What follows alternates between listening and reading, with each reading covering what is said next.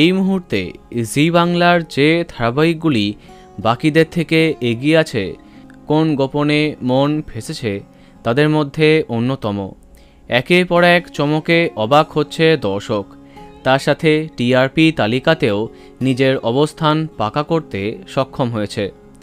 ধারাবাহিকটি তবে থেকে আরও জমে গেছে যবে থেকে মন্দার চরিত্রটি পজিটিভ হয়েছে। কিন্তু এবার এই ধারাবাহিকের দর্শকদের জন্য একটি খারাপ খবর সামনে আসছে। সম্প্রতি দেখা যাচ্ছে অহনা পাল্টে দেয় শ্যামলী ড্রিঙ্কস। ফলে মাতলামি করে শ্যামলী, তাকে সামলায় অনিকেত এবং বাড়িতে সবার সামনে তার পক্ষে কথা বলে। শ্যামলী অনিকেতের মধ্যে রোম্যান্টিক সিন দেখা যায়। এক হয়েছিল শ্যামলী অনিকেত, কিন্তু এত সহজে তা কি করে হয়?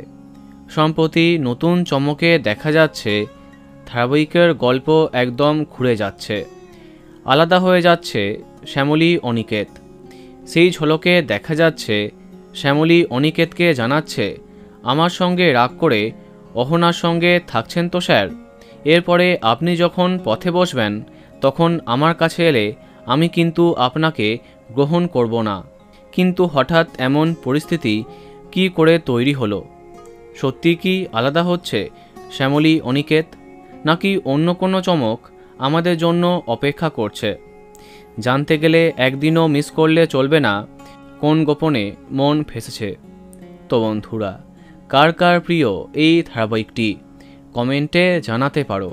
আর এই রকমই আরও অনেক ভিডিও পেতে সাবস্ক্রাইব কারেন্ট পজ। ধন্যবাদ।